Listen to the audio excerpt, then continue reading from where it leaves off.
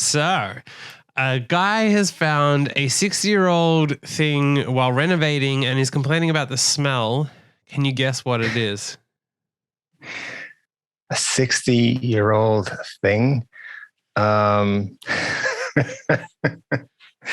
Could go a certain route with this, but no. I A strange discovery inside the wall of his home.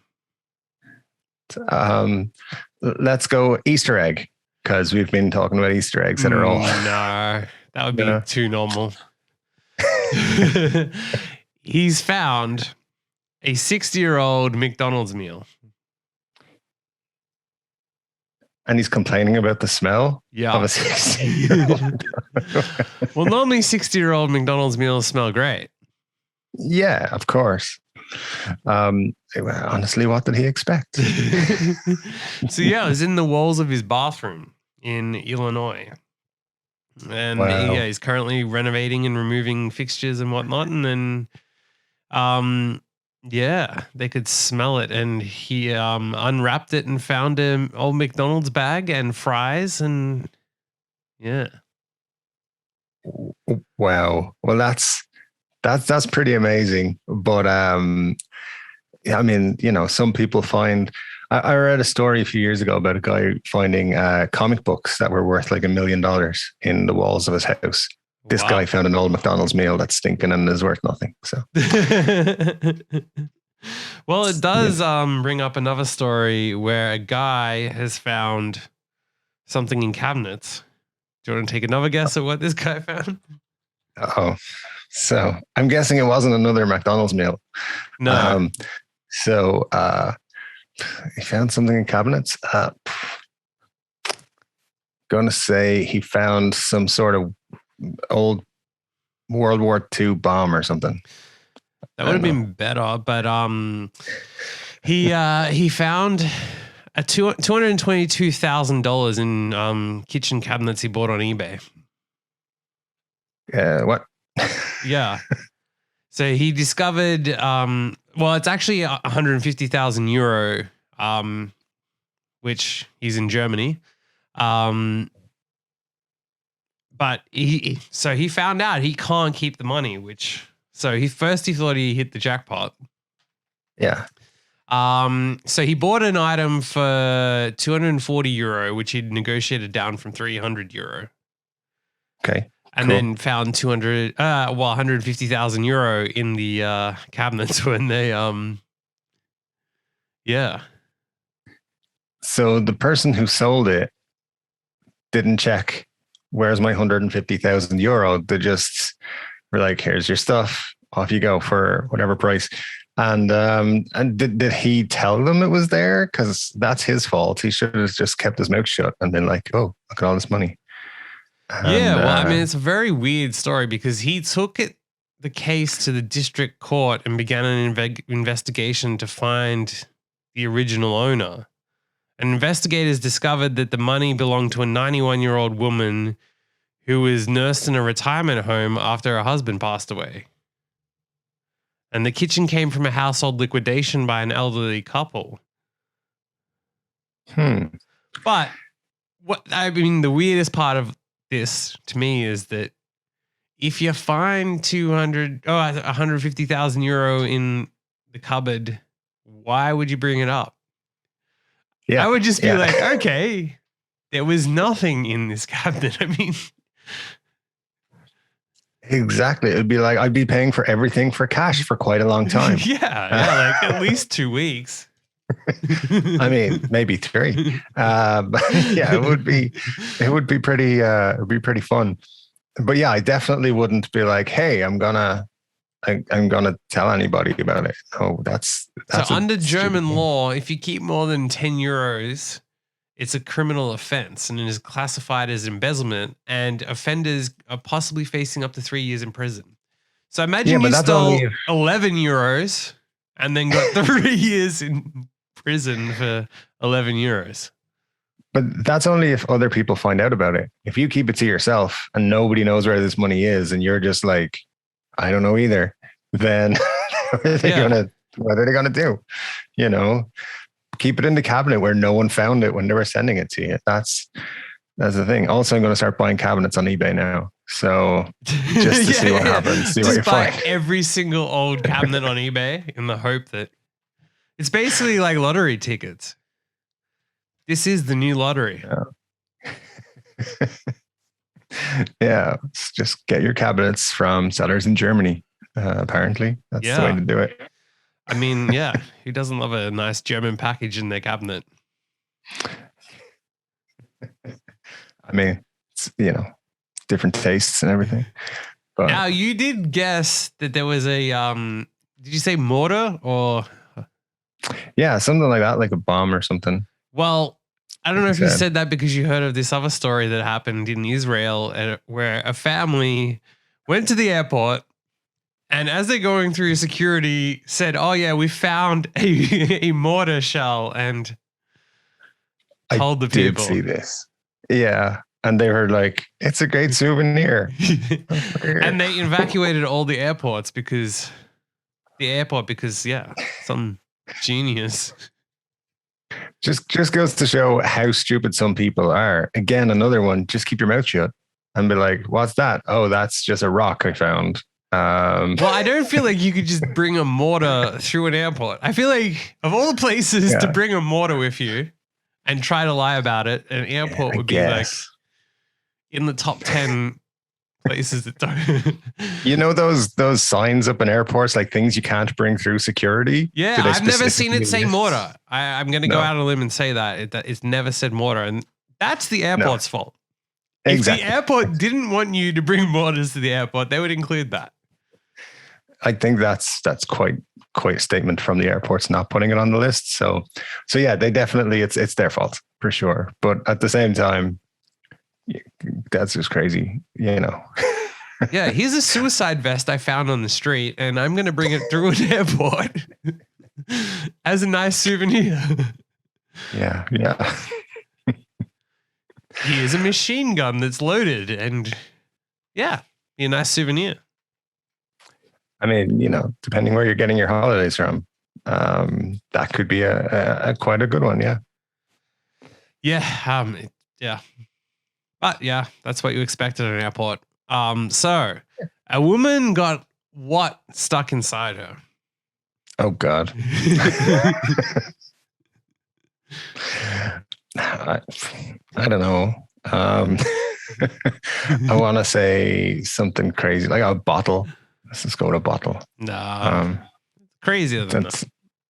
Crazier than that.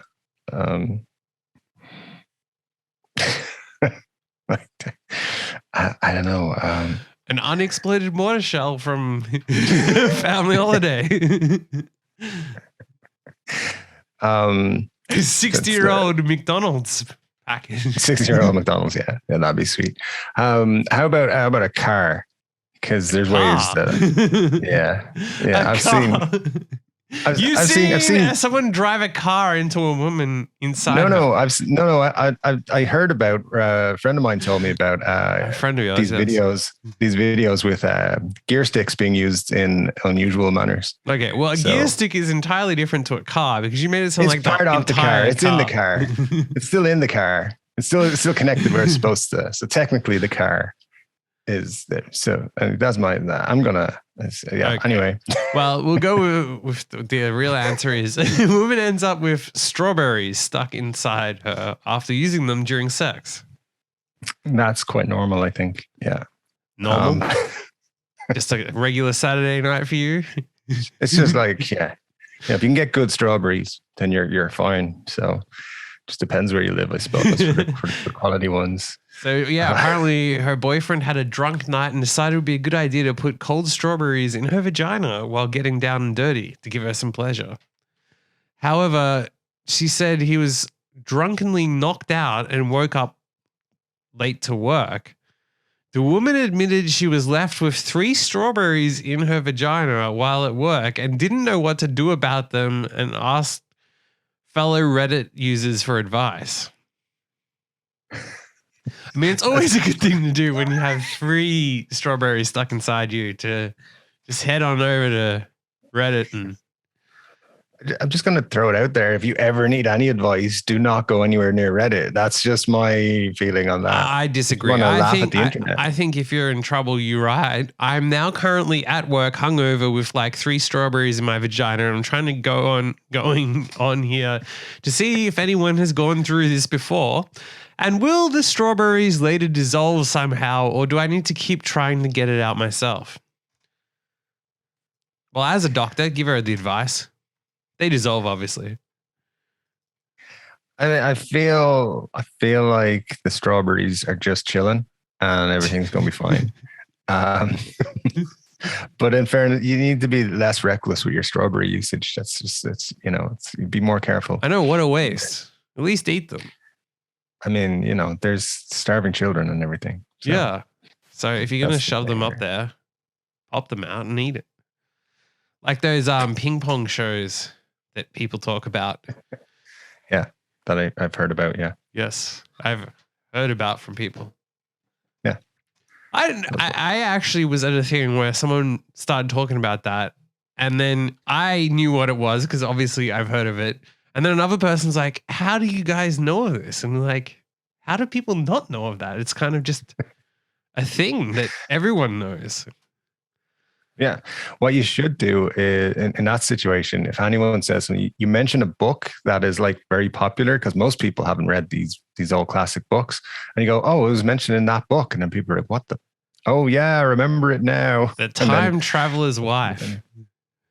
I don't know why that was. That was all about strawberries and vaginas, to be honest with you. And it's just how the strawberries progressed in the different time zones, that time period. Yeah. He went back to remove the strawberries.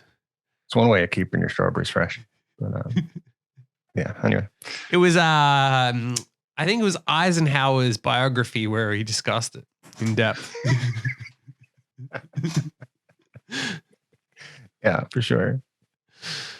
All right. And 90-year-old. No, okay. So, as always, every week now we have to have more Babe Station stories. Sweet. So this one starts with 90-year-old men call me for dirty chats, but I fear I'll give them a heart attack.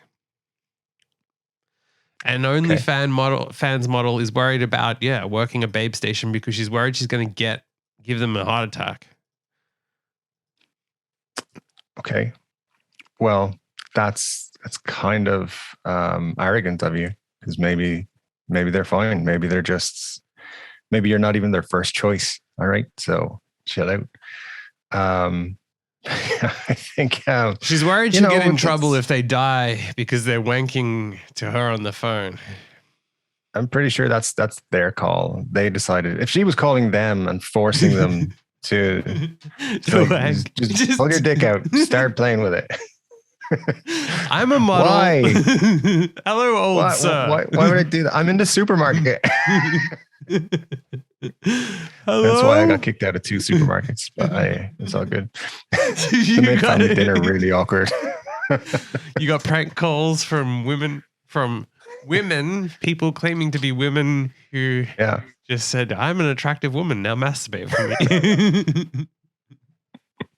Yeah, weirdly they had Australian accents and deep voices. I'm not sure who it was, but hey, I can't go back to that restaurant anymore. Wouldn't. Or church. Yeah, well, that was I was only 14 at that time, but yeah, they're still holding a grudge. So there you go. Yeah. And then she would even get people like shit talking her job and whether her parents would be proud. And she says that they love it. That's what she's doing. I mean, as long as they're not, subscribed, I think it's all fine. Maybe if they are, I'm who knows. But all they really want is for her to not be taking their money. So as long as that's the case, I think they're fine. She also claims to get footballers calling her, particularly from the younger generation. She says, calling up and saying that they play for so and so. As you would if you were. I feel like you're on a phone. You can't prove it's not somebody who plays for whatever. Like, yeah, I think that's just a tactic. Don't worry about it. It's all good. I am the goalkeeper for Manchester City United, one of them. I play for one of them. You know, you should be very. Play for the Rovers. Which one? I don't know. I play for United. Which United? United? The Blues. The good one. Did you see my goal yesterday? Exactly. So yeah, I feel like I feel like she needs to not worry about it so much. Just get on and do your job. You know, do sexy phone calls and stop wasting my time. Well, I just love the idea that you could call them, tell them that you are someone, and they will just go with it. So, hello, this is Hillary Clinton. Go easy. I might have a heart attack. Yes, just because I'm an older person. Chill out. Yeah, they I feel like in like a few months, this podcast is going to just devolve to us calling Babe Station with like various scenarios. No. We're going to be calling old people pretending to be from Babe Station. Get it right. I think again, that's the scenario I think is bad. That's the one where we get in trouble for that one. We call supermarkets and ask for random names in the hope that we get an old person on the line and say, I'm a sexy model. I want you to wait for me in this supermarket right now.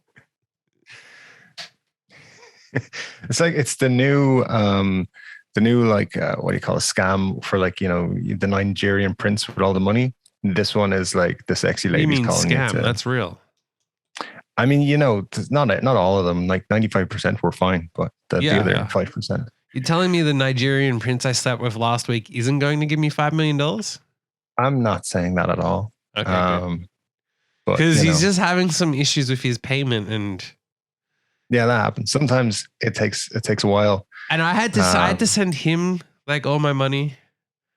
That's normal. Afterwards. Yeah. That's pretty, because pretty his normal. Enemies are after him, and those enemies that people have. Oh my God. Yeah. Yeah. All right. Well, the next story. So where is the weirdest place you've had sex?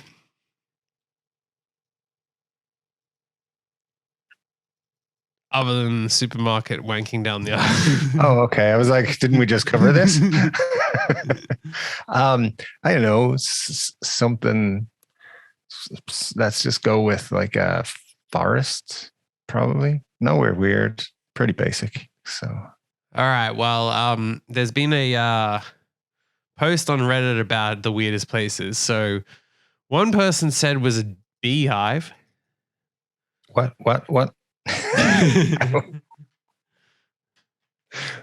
How do you get into a beehive? How do you? Well, sorry, I'm too well hung to stick my dick in a beehive. I mean, that's. I mean, if you're talking about with another person, how is that possible? If it's just fucking a beehive, all right, then I get where you're going. Yeah, get with the times. It's progressive these days. Sorry. Okay. Another person said that a trailer with their parents 15 feet away, which has got to be here. That's just bad. It's bad. Someone said they got caught in the act after enjoying a steamy romp with the girlfriend in a hot tub. All right. Well, it's saying, once me and my girlfriend had anal sex in a hot tub. It was great. The next day, her dad came up to us and said he was in the hot tub for a few minutes, but it smelled like a septic tank.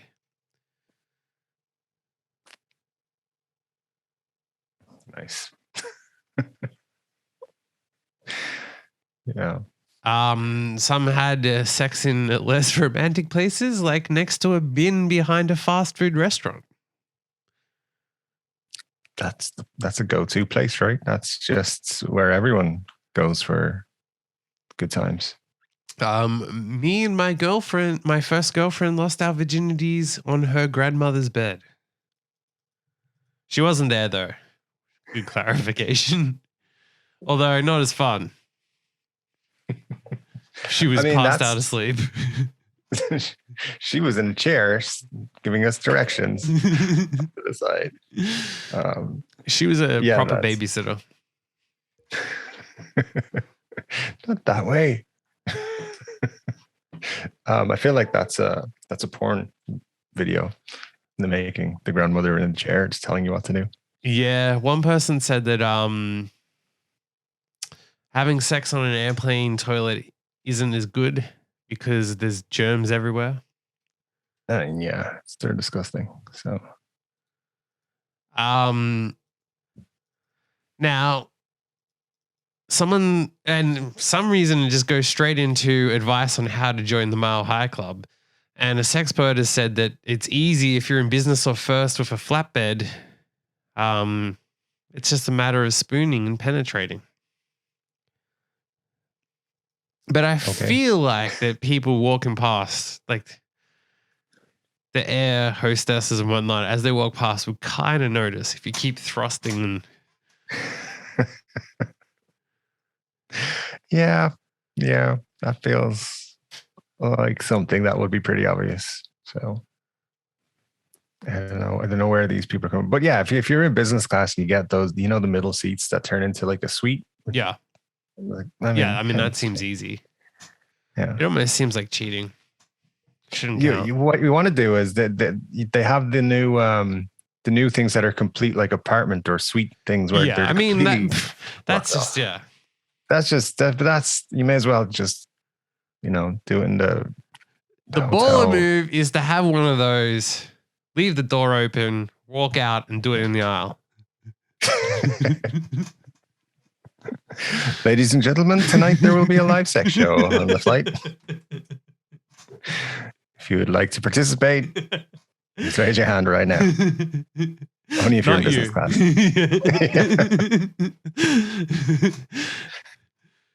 Welcome to in-flight orgy. This is another porn movie pitch right here. Yeah, not for you scum in the coach class. Coach in economy, you scum cunt. You'll just have to listen and hear us bounce up and down below us on the level below.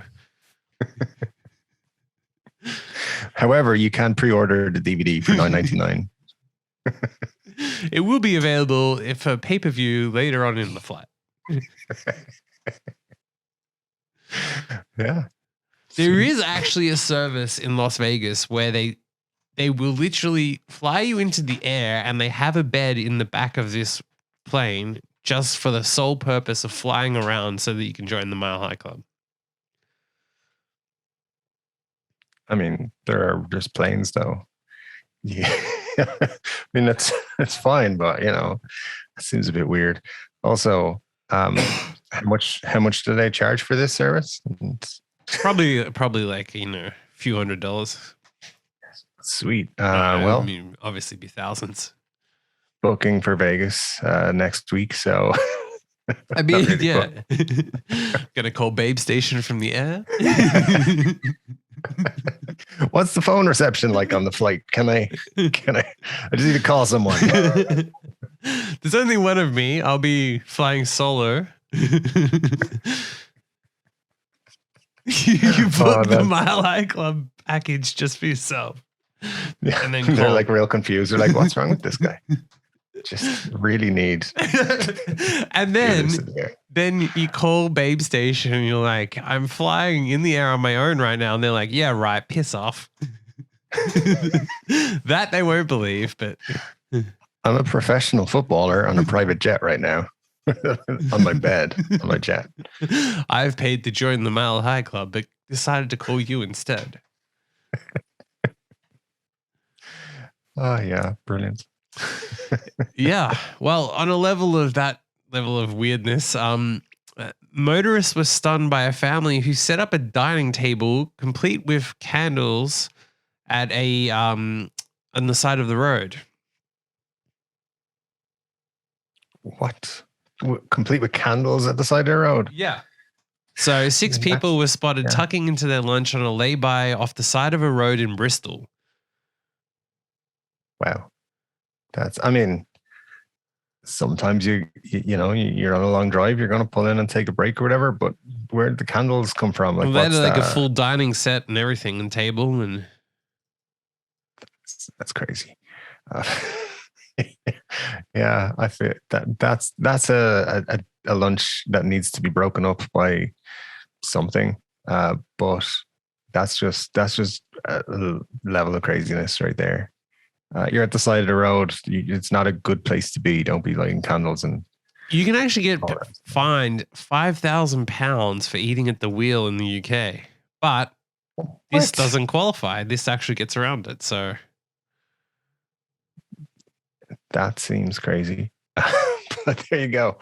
For eating at the wheel, you can get fined £5,000. yeah, because it's a distraction. Yeah. Which ruins my show. I want to like have like so you know how there was comedians in cars having coffee? My idea Yeah. was to have an interview show, but you have like a full like complicated cooking thing in the passenger seat. So it was like something I can't remember what the idea was, but it was like wok making whatever. And then you get like a portable stove and everything and you cook it. And the person has to drive while they're doing it and while they're being interviewed. I mean, you can see that being quite distracting. So, yeah. And fun when you have like a sharp turn and you walk. Everything inside the wok goes flying. And Yeah, that would be, I feel like first couple of deaths in the episodes, you would have to shut it down. But up to that point, it'd be pretty fun. that'd be good to call Babe Station while you're making a meal in traffic. I feel like we should at some point do a special episode where we're just like calling Babe Station, like, hey, is this Babe Station? What are you doing? Just let them. And like, I thought you'd be sitting at home right watching TV. Yeah. Like, do you understand the level of podcast you're on right now? Are you really in sexy underwear, or are you just in like regular underwear? Tell me the truth. Because I'm in the lingerie that I bought last week. So. You just like you reverse psychology them. I know you and we're both in on this. I know you lie to the other scum that call this phone. Yes, I am wanking and calling you right now and wearing sexy lingerie myself. But we both know that you lie to those other people. You wouldn't lie to me, would you? No, I've got what we need to do, right? We need to do this is call them up and be like, would you be interested in coming to Vegas for a trip with me? And then, but really you're just going to call them from the plane when you're flying around. Like, hey, we're in Vegas. I have a trip I want you to join in Vegas. See, I want you to join my trip. I'm not actually asking you to fly to Vegas with me, but I want you to join the trip. Yeah, that sounds like it works, you know. And then they get all excited and you call them. I just thought, and then you patch in a guest, and that's the interview show. Wanking in planes with Babe Station. What a crossover. How good would it be, though, to have an interview show where you also call Babe Station? So you have like a serious interview with someone, but you also, in the middle of it, have a sexy lingerie other interview person. shows have the quick fire round. We have the Babe Station round.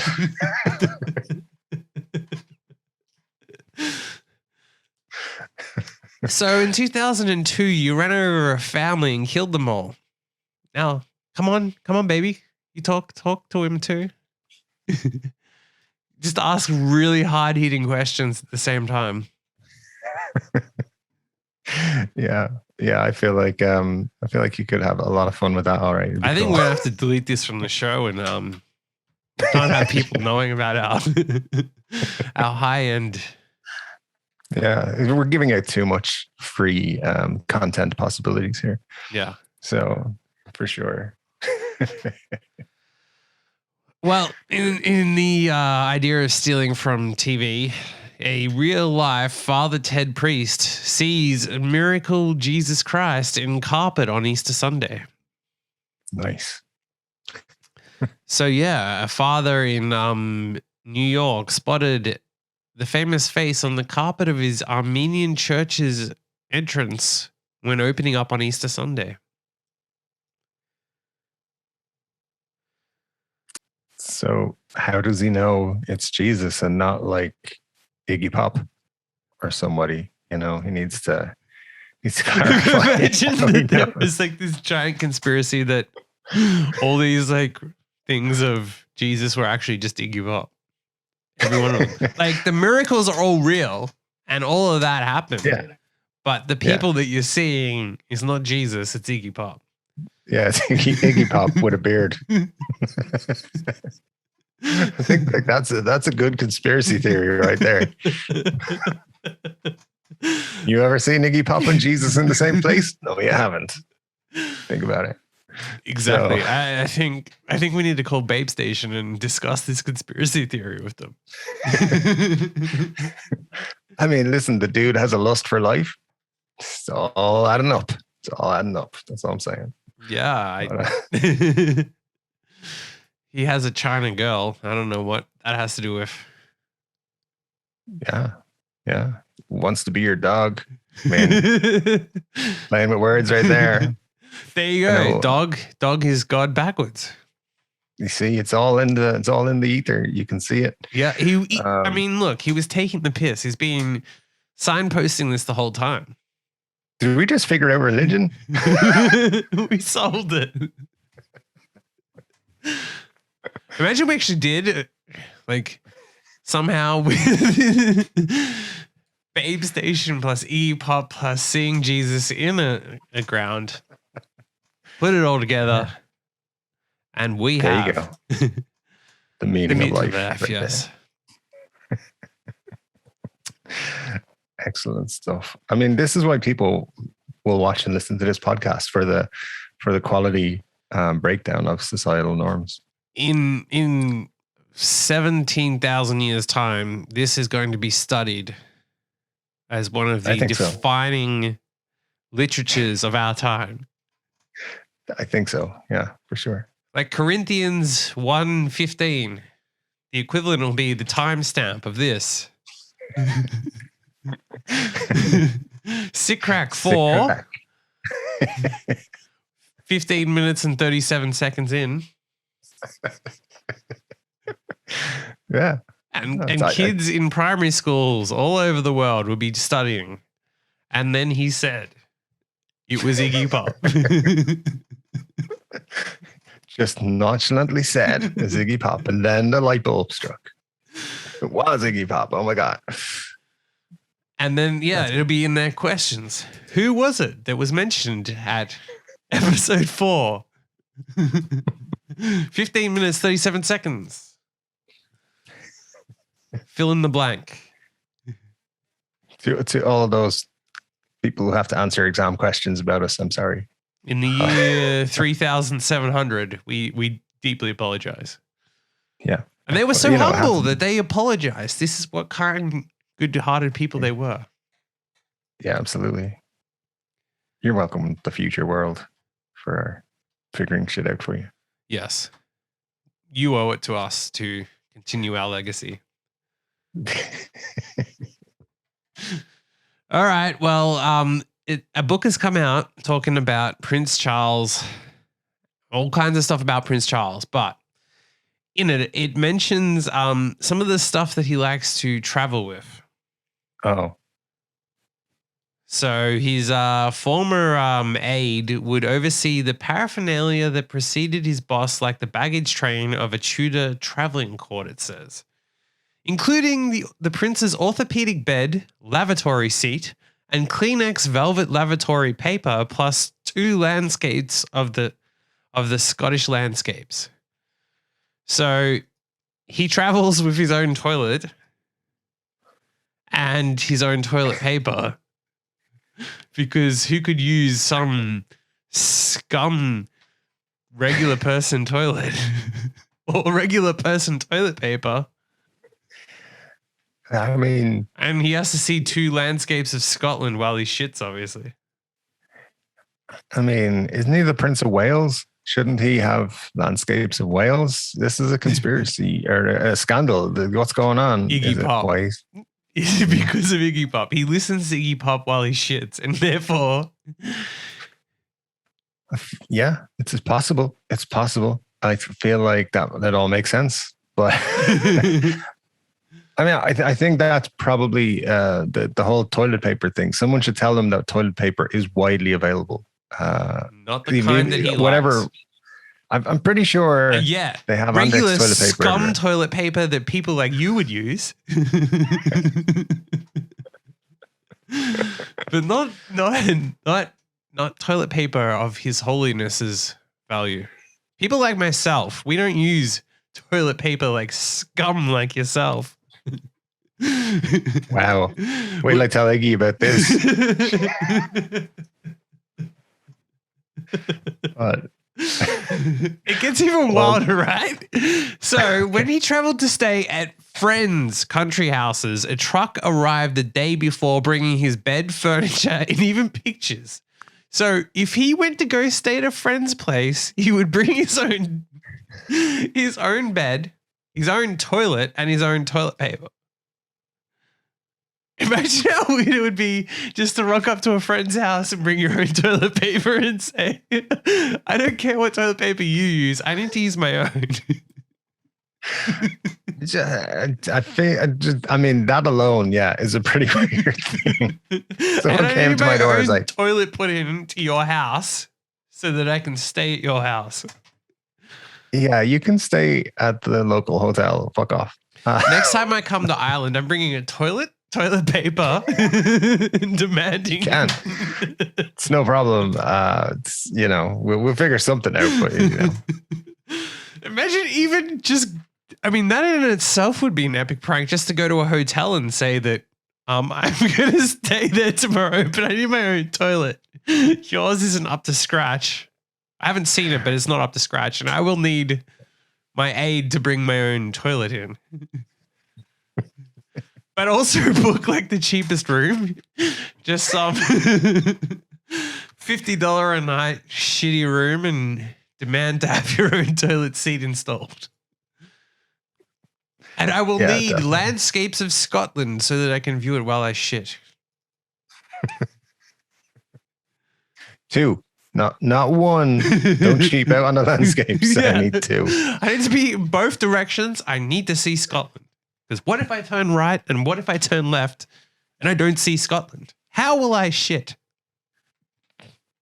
I'm going to say nothing. So, also, apparently, at some point, an aide also came out and said that they had to squeeze the toothpaste onto his toothbrush for him. Because he can't put his own toothpaste on his own toothbrush. It just poses so many questions. What else could he not do?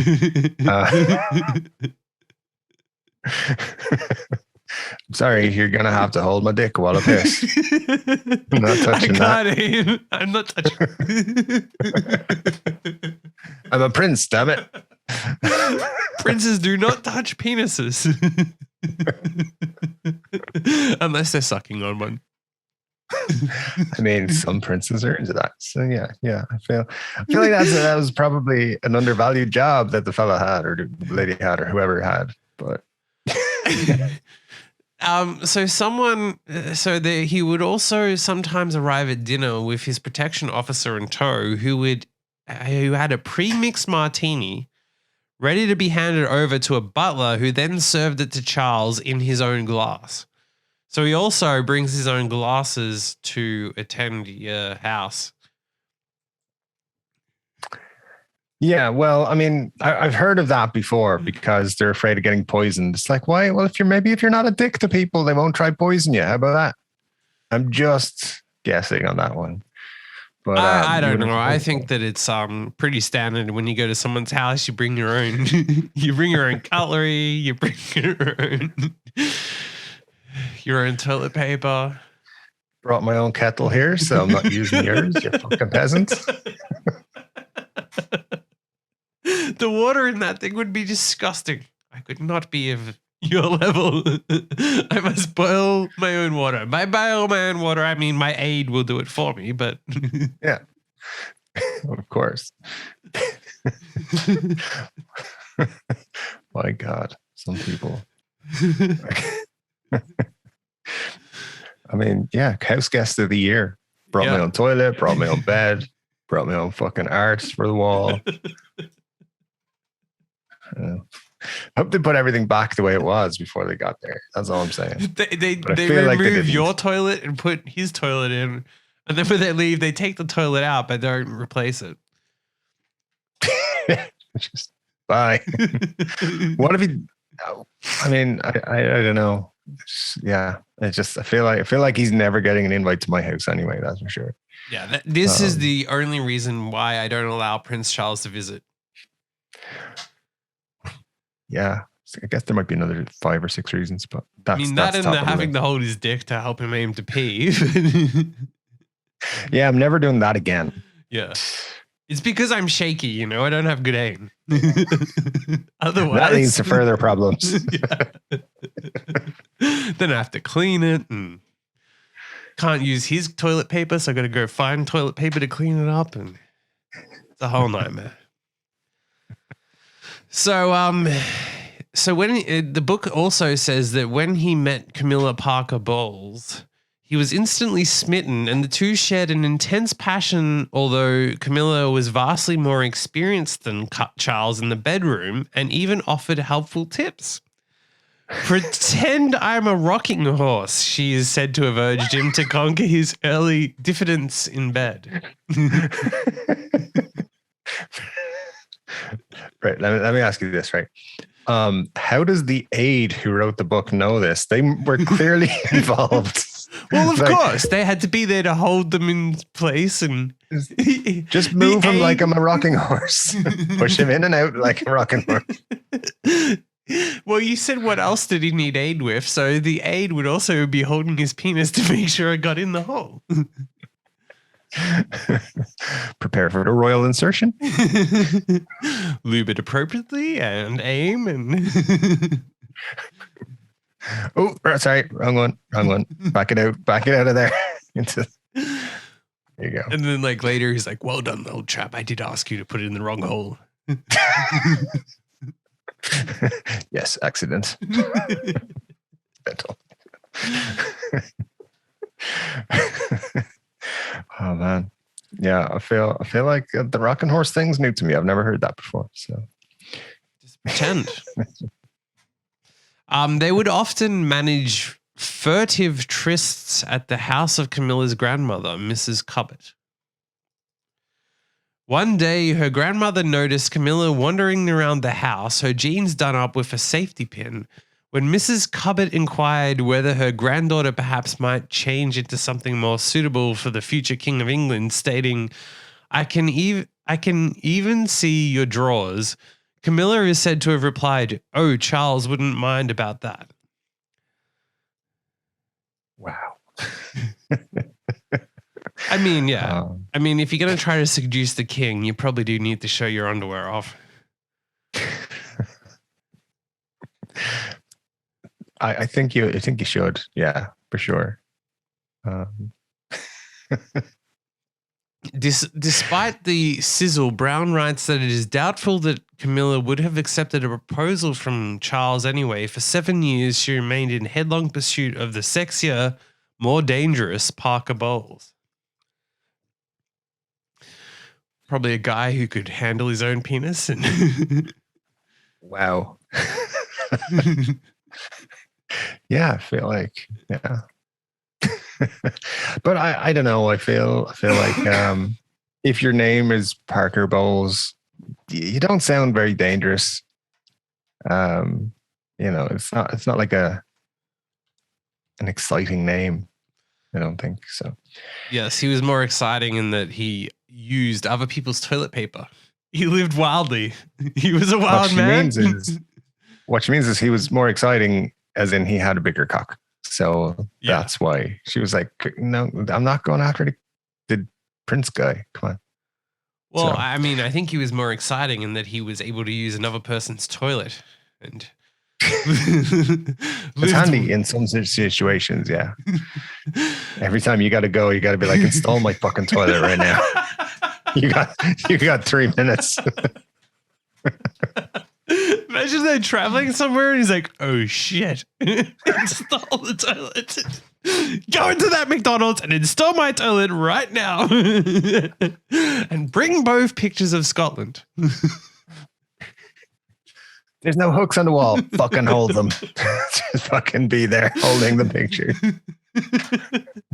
I need you to stand there and hold them and enjoy the scent. So Parker Bowles was a British Army officer, so he most certainly would have been okay with not using his own toilet at all times. Yeah. Sweet.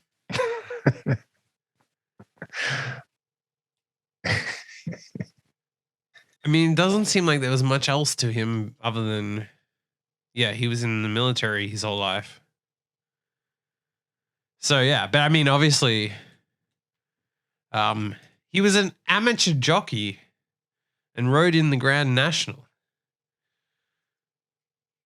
So he's like 4'5". Yeah, but still obviously a better fuck than yeah, definitely. I mean, whoa, hang on. So this guy literally, he rode in the Grand National and rode a horse.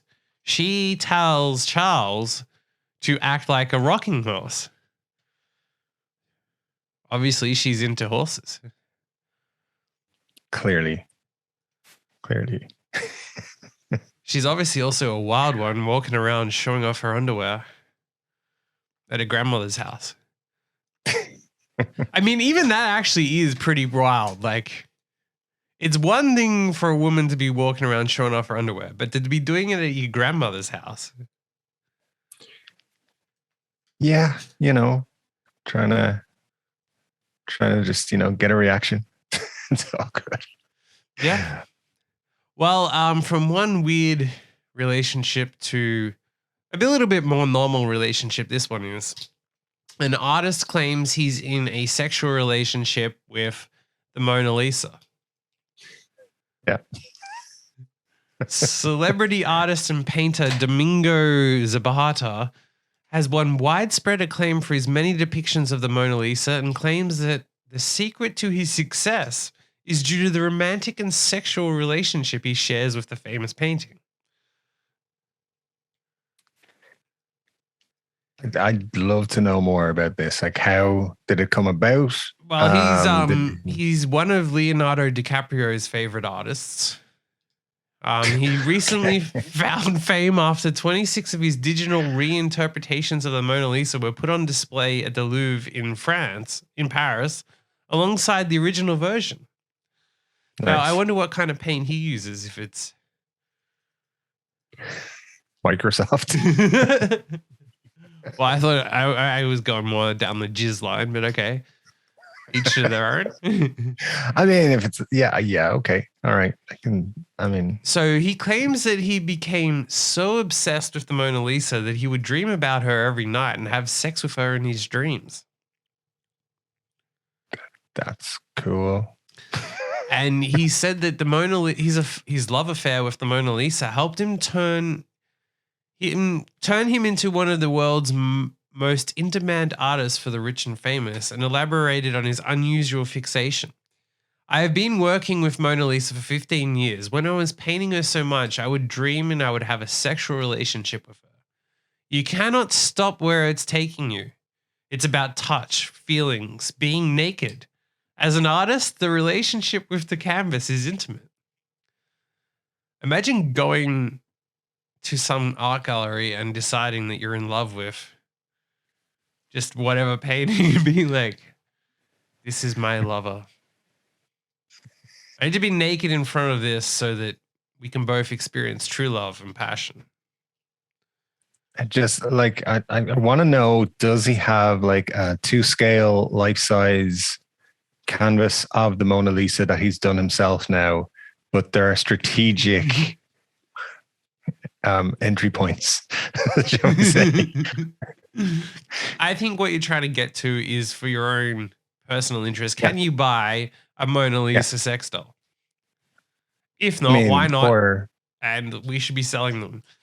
We should be outside the Louvre selling Mona Lisa sex dolls now. Let's just not make it all about the Mona Lisa. Like all, classic art should be turned into the sex dolls of whatever can be done. That's all I'm saying.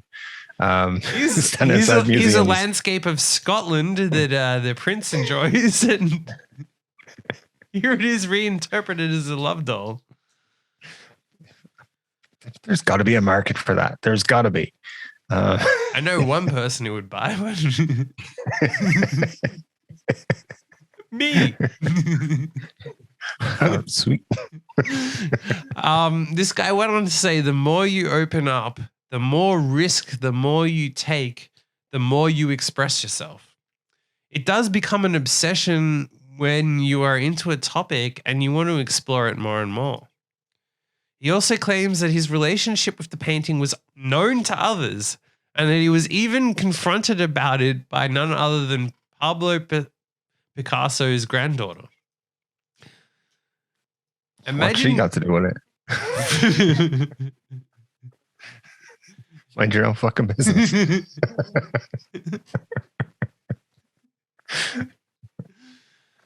Yeah, wow. Diana Picasso, who is an art expert and a good friend of mine, asked me in the studio, "Are you dreaming about her? Are you having sex with her?" He recalled.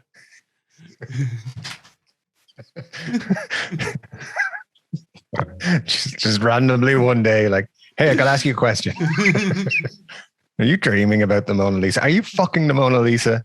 What are you having?" Because they're like, in a restaurant somewhere. His answer was a lot more smooth. He continues, and I'm like, of course I'm having sex with her in my dreams.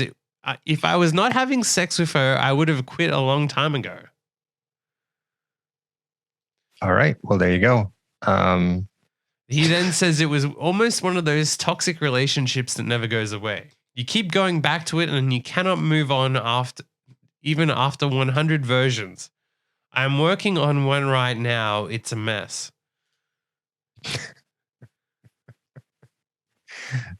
Yeah. Well, things get messy when you bring in sexual activity to them. That's what happens. Yeah. He says when the Louvre initially approached him with an offer to display his work alongside the original, he thought it was a joke. But he was soon filled with immense pride knowing his work was considered good enough to stand alongside Da Vinci's masterpiece. Obviously, it's a big honor. My reality exceeded my dreams, and I am grateful. Now, that is a bit weird when he's dreaming of fucking the Mona Lisa, that he's saying his reality has exceeded it. Yeah.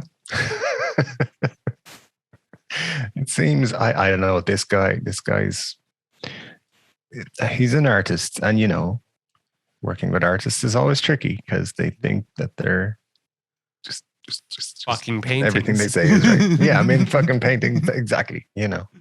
Well, he says that the whole process has helped him to better understand Da Vinci on a personal level, and said Leonardo painted the Mona Lisa aged 48 and traveled across Europe working on it for years before King Francis bought it. Even then, it wasn't ready, but he never really finished it. I am 47 and I understand the journey. He tried it many times, but he wasn't convinced about this piece ever. Mona Lisa got to him like it got to everyone else, me included. Maybe it is meant to be unfinished. Is he saying that Da Vinci also was in love with Mona Lisa and would fuck the painting? I mean, it's hard to know. It does sound like that's what he's saying. Imagine all this time, all these people have been going there, kids, families, all this, and it's all painted with, or at least part of it includes his jizz. I mean, I just thought that was a known fact. That's what he was using for his paintings. But I guess, yeah, the rest of the world would be shocked to find that out. Those of us in the know have known for years. Those of us who've watched one art documentary on Netflix would be can consider ourselves fortunate to know before the rest of the world. As an art expert and a cultured gentleman like myself, I'm well aware of the materials that one Da Vinci did in fact use. Yeah, I feel I don't know, man. I feel like he's just having sex dreams about the Mona Lisa. I think that says a lot more than he's actually, having sex with. He needs to call Babe Station. And he does. He'll get someone called Lisa on the line and be like, "I knew it. It's a sign from Da Vinci." And then Picasso's granddaughter can get back to her own life and stop being a nosy bitch. She's clearly fucking jealous. She's like, "Fuck you, you're sleeping with her, aren't you?" It's like, who? Maybe, the painting? Yeah. Maybe she is in a relationship with the statue of David, and that's why she knows all about it. That would be awkward. Awkward. Since he has a tiny penis. And is like 18 foot tall. But yeah. I don't know. That's all it is. But yeah. You studied it intimately. It's like Picasso being like Picasso's granddaughter. Like, oh, what the fuck? It's nothing to do with you. Fuck off. Like, all right, I'll have sex dreams about whoever I want. All right, the prince does on his personal toilet. So can I. That's it. Yeah, I mean, it's completely outrageous for her to get involved. Yeah. And something else that's been outrageous is that Snickers has responded to claims it removed the dick vein from its chocolate. What did they respond? What was their response to that? So earlier this month, a bizarre rumor went viral that Mars Inc., the company that makes Snickers, had removed the dick vein from the top of the chocolate bars, supposedly after caving into public outcry. Someone on Twitter said that they've moved the dick vein from their candy bar with a heading adding, "Woke mobs have been begging for decades and finally cancel culture prevails." I'm just going to go out on a limb and say that I don't think they have been begging for decades for... I don't think they have. The account then shared a photo of a Snickers bar without its well-known ridges saying, "It's already beginning. I just bought a Snickers, my favorite treat. And it came out completely smooth. I'm disgusted. I am shocked. I need to be alone right now." As you do. Why the fuck does it matter? Like, it's a chocolate bar. I don't understand. It's like, I really liked looking at that dick vein. Yeah. And then, so basically, it turns out that was not true, and that it was just a melted chocolate bar, and that it was good. Yeah, not the case. Now, Snickers, though, has had to step in to confirm what we all needed to know, saying that the beloved veins remain despite the strange panic online. I just wonder why somebody would be bothered about that, though, one way or the other. Whether you're upset by it or upset by them removing it, like, who cares? It is a chocolate bar. Dick veins in Snickers is my passion in life. Well, obviously, but for most people, I mean, who cares? I've decided to dedicate myself to a higher power, and Iggy Pop is too high. So, in many ways, yeah. His dick vein went a long time ago on heroin, but yeah, probably. But yeah, Snickers dick veins are where it's at. I mean, yeah, I'm just amazed at the things people get upset by. Like, it's almost very little. I think it's more amazing that Snickers actually responded. That is pretty incredible. Yeah, like, come on, Snickers, what the hell? It's impressive. I mean, it's good for the world. It's probably like their PR team was like, oh, we'll get a shitload of free PR out of this. So let's just jump on it. And now we're talking about it. So it works. It would have been better if they'd posted a big veiny dick. So, here's your veins.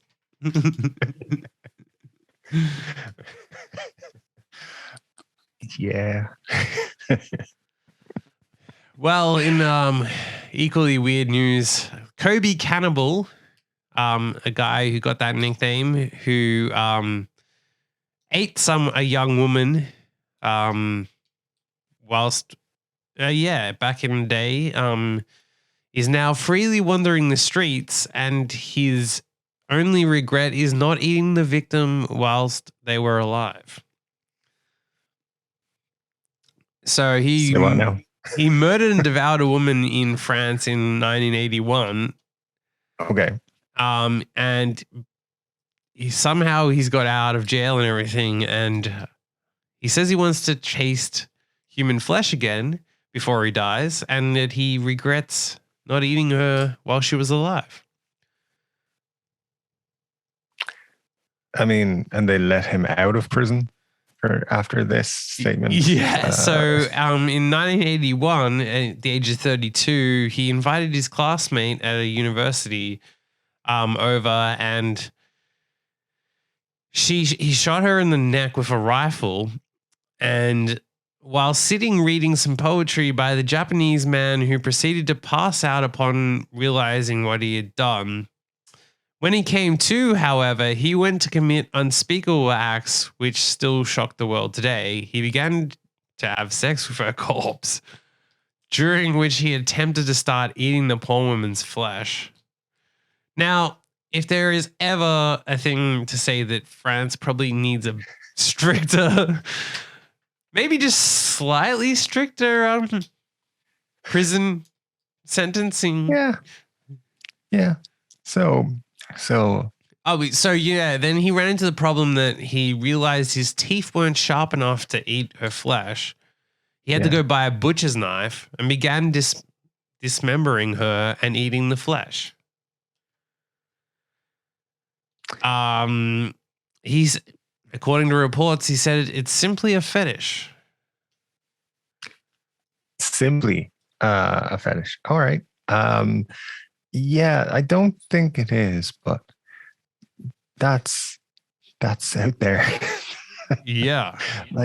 But to say he's now free and he's just basically looking for the next person he can eat, and this time he's going to try and eat them while they're alive.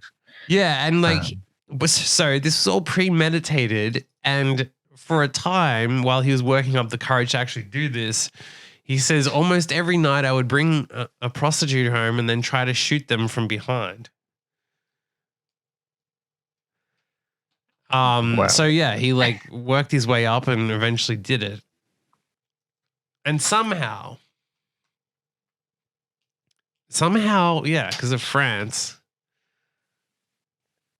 Due to France, well, hang on. Okay. So, shockingly, having waited 2 years for a trial, he was declared legally insane, unfit to stand trial, and the charges were dropped. He was placed in a mental institution before being deported back to Japan and housed in an institution there.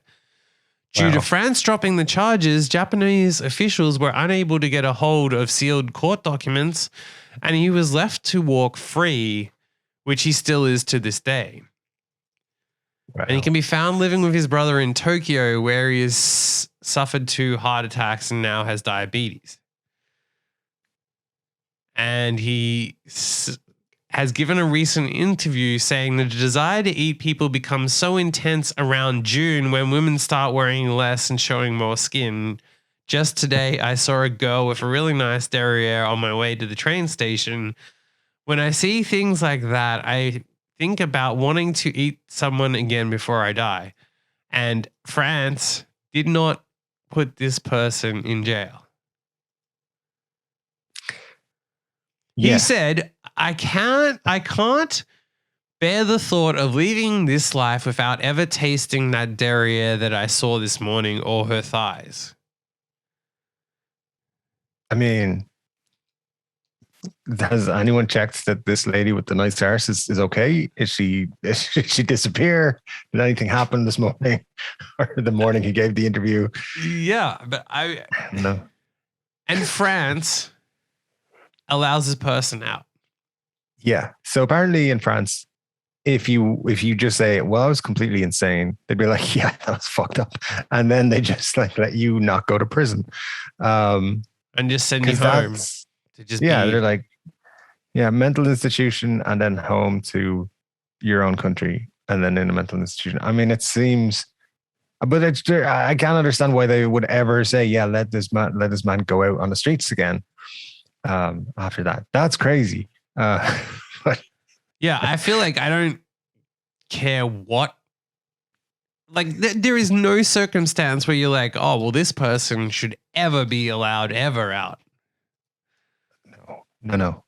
I mean, you've got to control yourself when you see, ladies wearing less clothing. You can't just be like, I want to eat that person.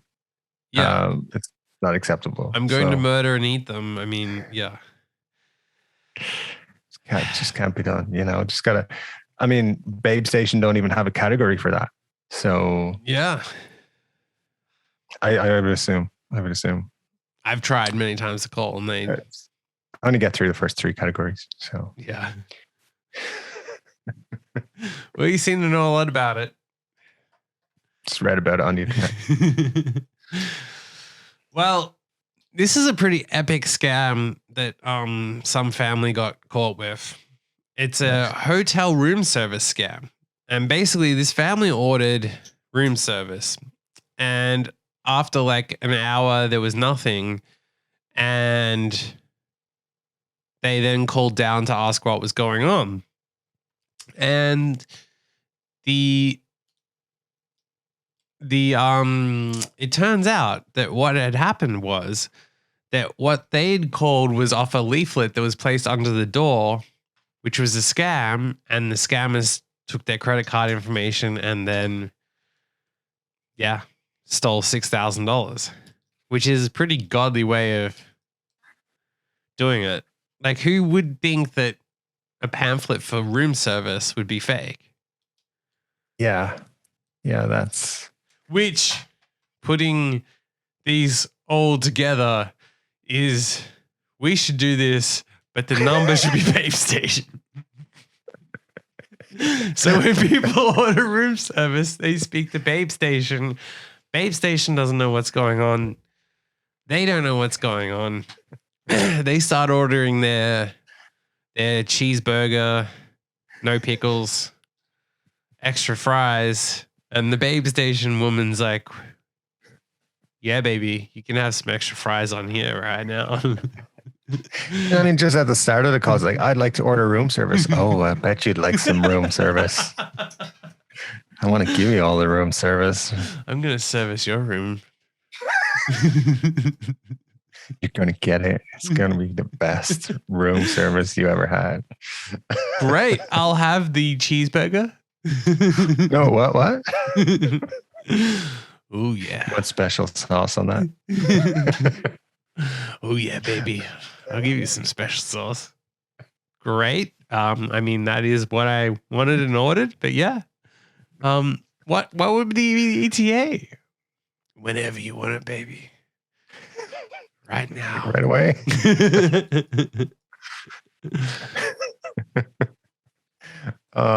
Yeah, this is, we just come up with such great ideas during the podcast every week. Yeah.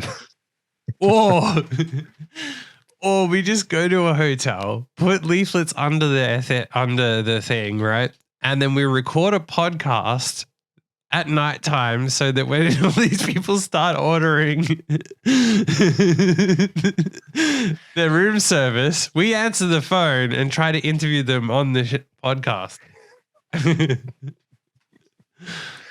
Or instead of room service, just phone sex. Just put under the door for phone sex and be like, so you're calling for phone sex. What kind of phone sex do you want?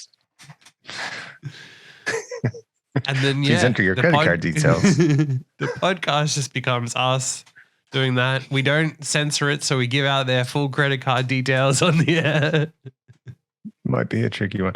I once had a job with a large company, and people would call in with problems they had. And one of them I remember was a lady was like, "I got scammed believing it was your company, and they like took 6,000, 5,000, whatever it was, from me by keeping me on the phone for like 12 hours. And really, I was calling this premium rate in like Nigeria or somewhere." I was like, "That's cool." Or like, I was like, "I'm sorry about that, but like, how can we help you?" She's like, "Well, they said it was your company, so I want the money back." I was like, "Yeah, but it wasn't. Like, we didn't ring you. We didn't call you up and be like, hey, stay on the phone like for 12 hours. We're just going to take your money." So yeah, I think people would fall for that. They would be like, "Oh, you said this is what it is? Okay, I'll do it." And then they just stay on the phone or they call the number, whatever number you say. People don't people just blindly trust these things. So yeah, those scams would make a lot of money, I think. Yeah, but I mean, it'd be better as a podcast where you just bring them in. And then you act as if you're like this like massive podcast and they've called in and like you're amazed that they got the celebrity line. And you'd be like, "Hold up, everyone, the celebrity line's ringing." Oh my God, celebrity phone sex lines. That's where it is. It's like, it's not like celebrities you're calling into or fake voices or anything. This is the celebrity line. Only celebrities get to call this line. So you've got access to this. It costs like 30. This is like who the celebrities call for their phone sex. "Hello, this is Prince Charles's phone sex aid. Would you like me to hold it for you, sir?" You answer the phone like that. "I'll place you on hold Press while gently. I get Charles." Imagine a rocking horse. You're 2 minutes early for the 8 p.m. circle jerk phone sex line call. Charles is still preparing himself. And by himself, I mean myself with my other hand.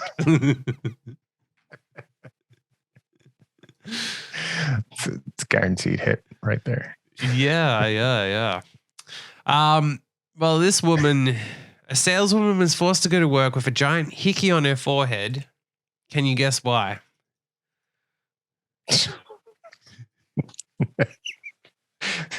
I have no idea why she would have a giant hickey on her forehead.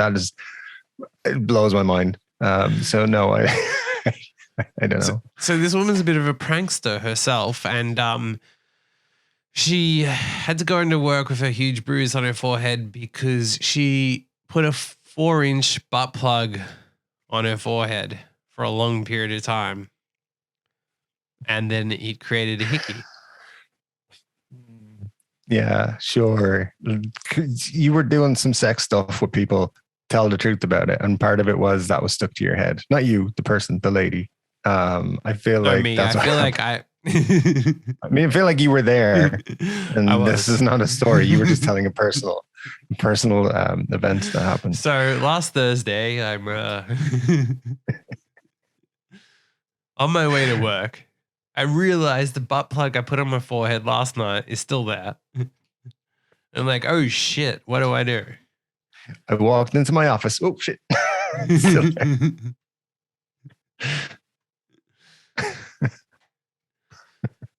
Again, why do people tell people these things? Why do they be like, "Oh, you know what that was? This I is had in a the butt plug stuck to my newspaper." head and I forgot to take it." Yeah. You only get yourself to blame if you tell people what happened. Yeah, then she said that a colleague said, "My husband had a bruise like that because he stuck a little rubber duck on his forehead when he was playing with his kid." Which is a nice excuse. Yeah, that's what it was. I was at the park. I swear. I wasn't at someone else's house putting... I tell you what it wasn't. It wasn't a butt plug. It was a rubber duck or something. I wasn't in the middle of an orgy with a butt plug on my head.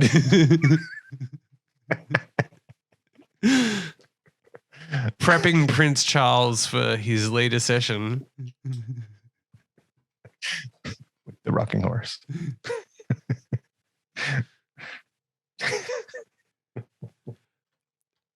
Now, this is a bit of a wordplay, but it's a pretty epic story. Yes. So this article reads, the title is, Yes, Thai seamen were forced to drink semen.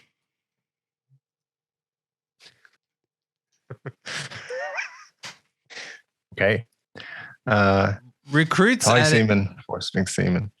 recruits at a naval facility in Chonburi province were forced to drink semen. A sergeant forced trainees to chug on ejaculate in footage that has one gasps online. So even worse, there's also footage of it online. The perpetrator has been reprimanded and suspended from active duty. I mean, it doesn't say fired and put in jail. No. He said the incident happened in October at the security department for the Marine Corps HQ, adding that an investigation was launched after the commander learned recruits were guzzling jizz. Okay. Well, how did he learn? It's like, I'm going to get stuff ready for him. Like, we've done that, sir. You fuckers. It's my job. Yeah, well, I mean, Prince Charles also doesn't ingest other people's semen either, only his own. Not usually, you know. Only Thai semen.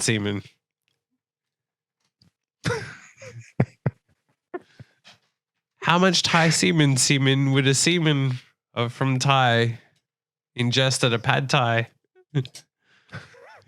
Quite a lot. Oh. Yeah, too much. It's too much. All right. Well, if you were on death row, what would you eat for your last meal? I don't know. Probably something just ridiculously large and would take a long time to eat. Maybe, I don't know. But I know lots of steaks or something. Well, I think it'd be obvious that I would pick a pad Thai from a Thai semen. I mean, all right. Who's special sauce?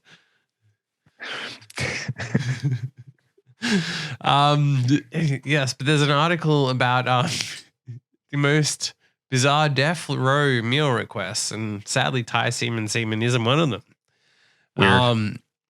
Richard Moore was placed on death row following a fatal robbery shooting in a convenience store that went wrong. More than 20 years later, he maintains he didn't bring the gun with him. Blah blah blah. He was given the impossible choice between the firing squad or the electric chair, and he chose the gun. And I hate how they add so many bloody bullshit things to articles. Anyway, yeah. So one guy, Philip Workman, chose to not even eat his final meal. Instead, he opted to give his final meal to someone else, demanding that his vegetarian pizza be donated to a homeless person in Nashville. And then the prison denied his last request, and he in turn refused to eat anything. All right. Who wins? I assume. So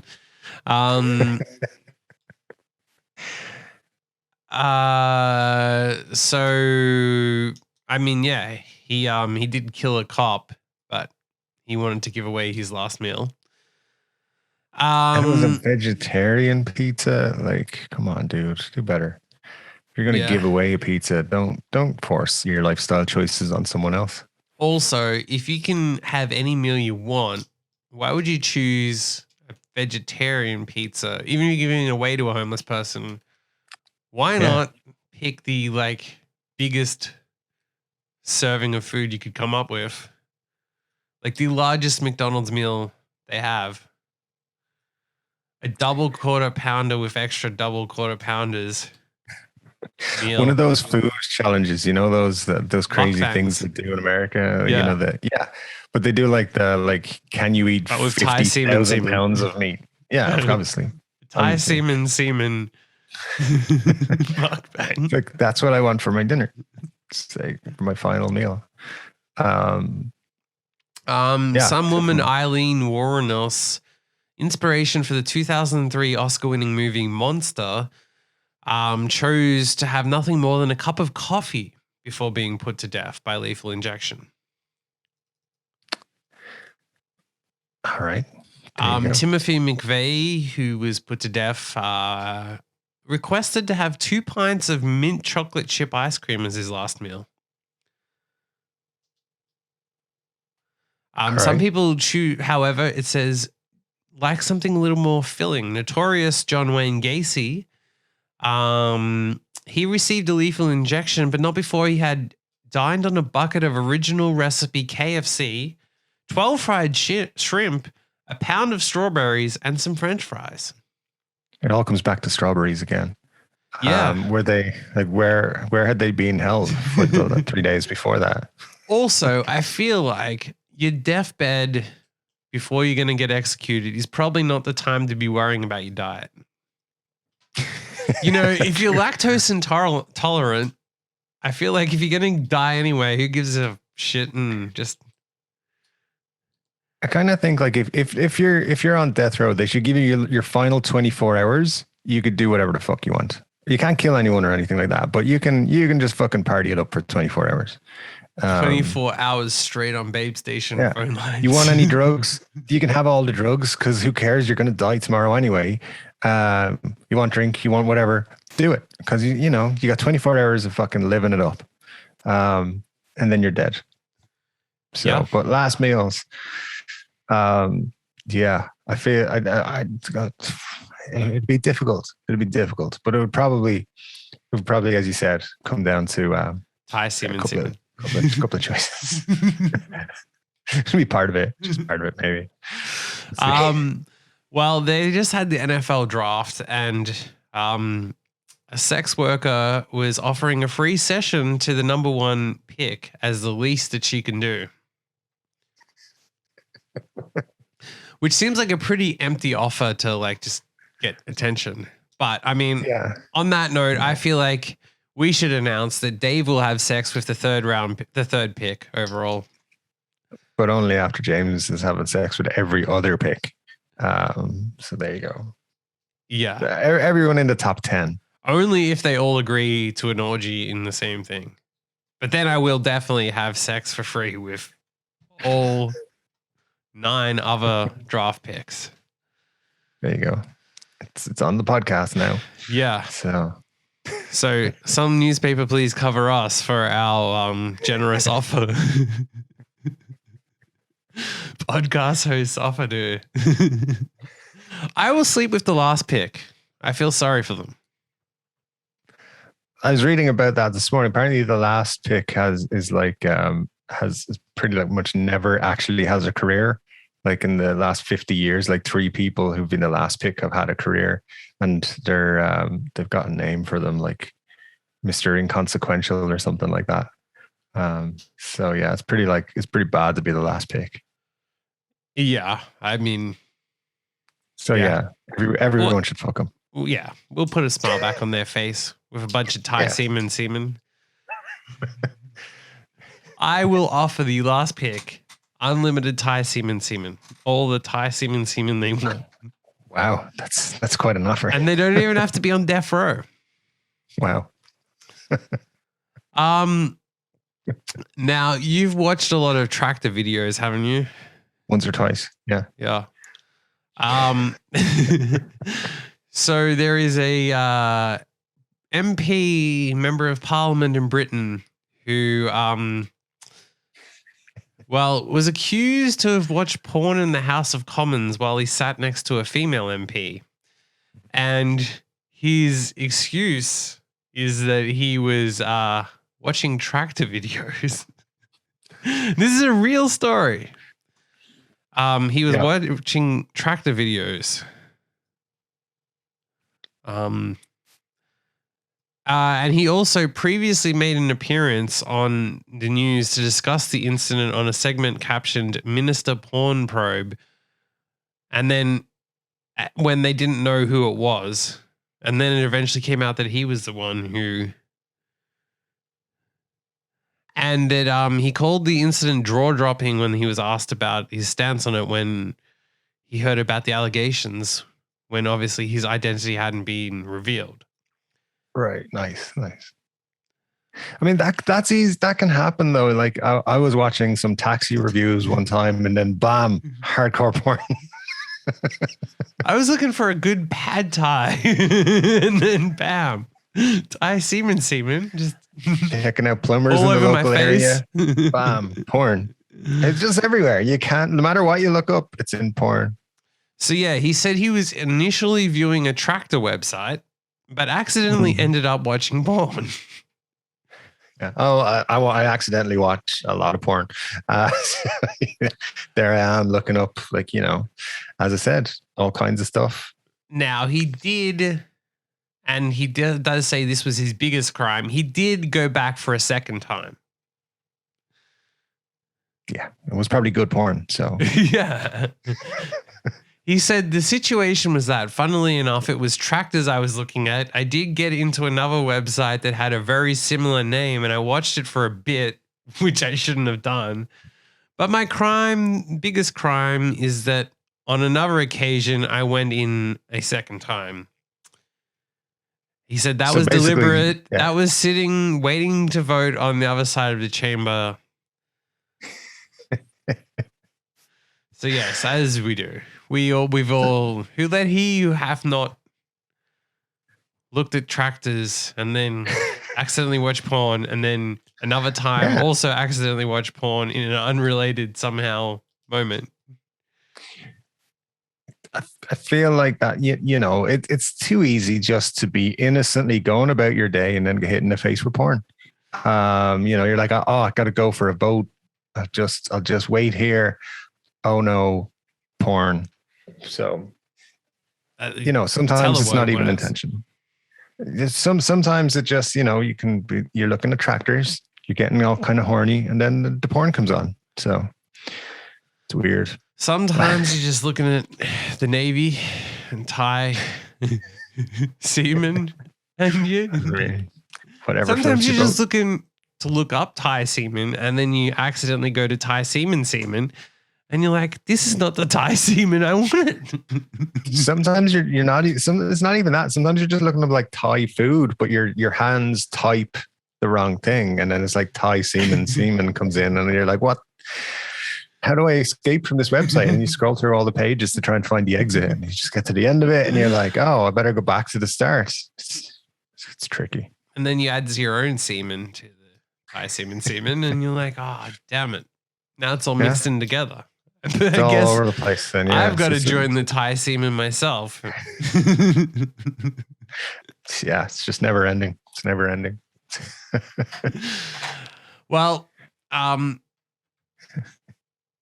say this is the perfect thing to end on. So there's a guy who kind of got drunk and kind of went on a petrol stage rampage and kind of opened a car door and kind of peed on a child.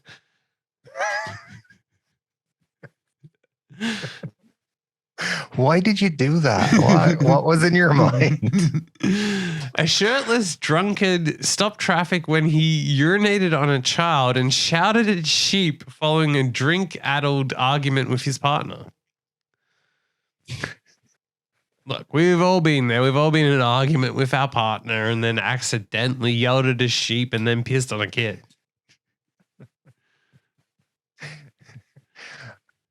I mean, I've got 75% of that story. You just went yelling at a sheep. I fucking told that sheep what was what. I was like, don't fucking look at me, sheep, prick. But how did this happen? What happened? He opened a car door and just pissed on a child. Thomas Degnan, 42, had stormed out of the car at a petrol station following the argument on May 29th and he'd gone to relieve himself. Whilst doing so, he managed to open the door of another vehicle which had a 9-year-old child sitting inside. He continued to urinate on the child until the mother drove away. He then stumbled onto the nearby A9 road, somehow ending on the central reservation where he began shouting at nearby sheep, causing vehicles to swerve around him. Who hasn't been on a freeway yelling at sheep? Yeah. Staff at the filling station contacted police because he was shouting at her. He went to the rear of a car and urinated. Whilst continuing to urinate, he walked around and opened a door. It became obvious he was under the influence. I don't know what point it was obvious he was under the influence. Seems like... I mean, yeah, there probably should have been some early telltale signs. It does say he was shouting incoherently, so I guess obviously that was what told them that he was under the influence. Before returning to the forecourt, he then stumbled onto the A9, causing vehicles to swerve, slow down, and stop. He made his way to the central reservation before falling to the ground. He then stood up and began crossing back to the filling station. He again caused vehicles to take evasive action. A member of staff began to signal drivers to slow down to avoid an accident. He claims to have no recollection of the incident as a result of the alcohol he had consumed, but this was dismissed as no excuse. When police arrived at the scene, they found him incoherent, shirtless, and struggling both to stand and speak. Well, then how could he have pissed on a child if he couldn't stand? Yeah. He admitted to a charge of assaulting the child by urinating on them and another charge of urinating in circumstances likely to cause annoyance to others. I guess it might be annoying to others if you pee on their kid. Yeah, I think a lot of people would be pissed off with that one.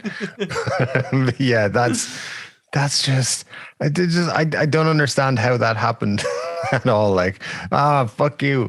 I'm just going to piss on the back of this car here. And then, fuck it, I'll piss in the car. Like, why is he opening the door anyway? And he's just like, oh, piss on this kid. Yeah. Yeah, he was given 150 hours of unpaid work and put under social work supervision for 12 months. His lawyer said he and his partner are in a better place after the incident. Cool. Imagine that was like what they needed for couples counseling. But when he peed on that kid, I knew he loved me. As he was shouting at the sheep as he continued to finish his piss, that's when I knew he was the one for me. Why was he what was he shouting at the sheep? Like, what does the sheep do? He's like, fuck you, you sheepy bastard.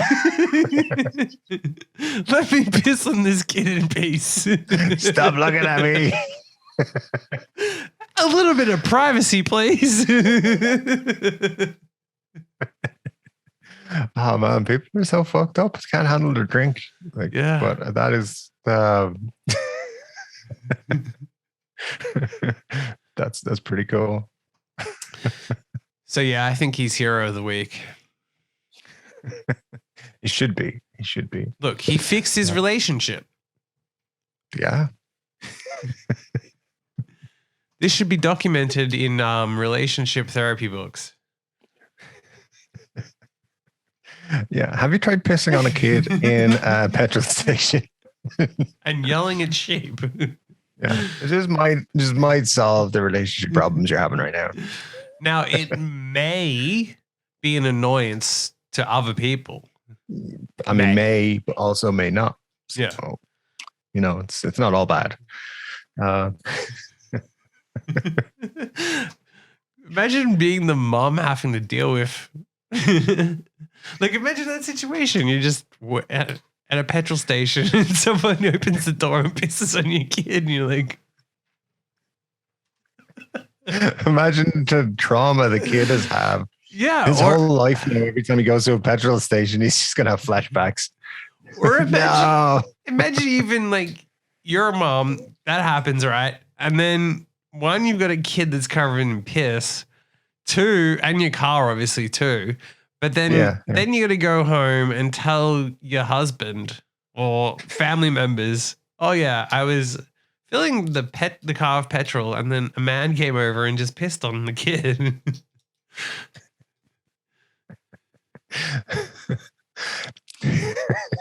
Yeah, doesn't sound that plausible a story. So maybe he fixed his own relationship but ruined another. So definite knock-on effects there. Yeah, but I mean, as long as his love triumphs, that's the main thing. It's a better story than the Titanic. Titanic would have been better if they'd if there was pissing on children and yelling at sheep. Where'd that sheep come from? Fuck you. Fuck you sheep. Let me drown in peace. And chewing the grass, you bastard.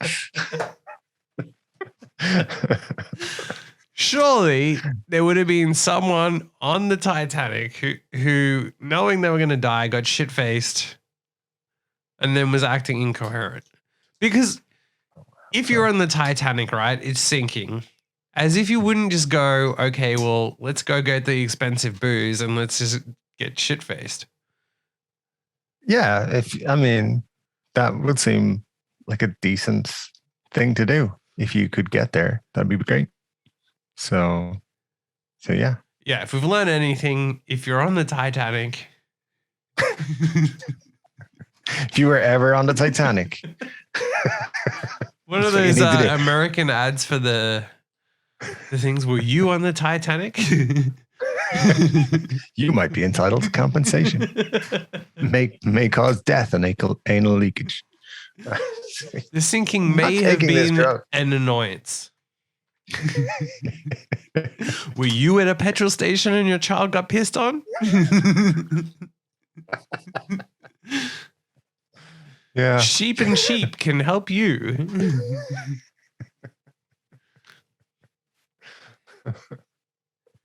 I feel like that person's parents has a lot of answers in the future. Like, why did you not drive away sooner? Why did you let him keep going? He's just amazed. Well, now who will shut up when mom says to be quiet? Every time the kid steps out, like, if you keep doing that, I'm going to get that man to piss on you again. Oh, God. The more you yell, the slower I'm going to leave the next time a man pisses on you in a petrol station. So you think about that. See, Billy, no matter what you do, no matter how good a person you are, the world just pisses on you all fucking day. And I think that's the moral of this podcast. It is. That and the fact that Iggy Pop is God. Well, obviously. I mean, if you didn't know that by now. And if you go to a friend's house and use their toilet instead of bringing your own and your own toilet paper, you are literally scum. You pauper. How dare you? If you don't have an aid, go to your friend's house and install your toilet first. What are you even doing? Yeah. And hold your penis while you're peeing and fucking, yeah. And enjoying the lovely taste of some Thai semen. I mean, that's optional, but yeah. Yeah, I mean, it's been a very educational episode today. I think people have got a lot out of it. Yes. And this will be studied, as we said, in years to come. Yeah. By people who also have sex with paintings. Oh, yeah. Yeah. Don't forget, that was our idea. So somehow got us the royalty. If you steal that, I'm coming to a petrol station and pissing on your kid. and yelling at your sheep. Yeah, definitely yelling at the sheep.